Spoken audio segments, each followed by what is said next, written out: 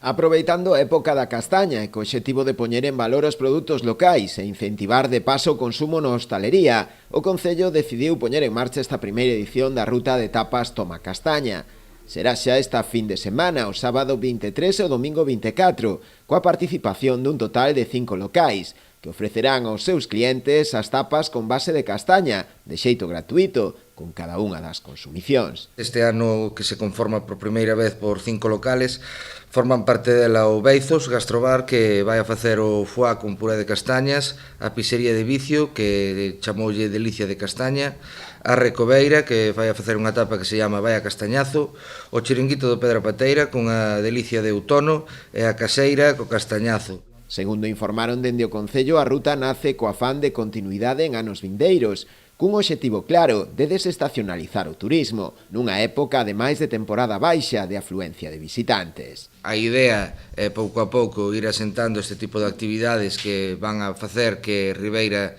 teña, a diferencia de outros concellos, este tipo de actividades respecto a este produto e poder posicionarnos nunha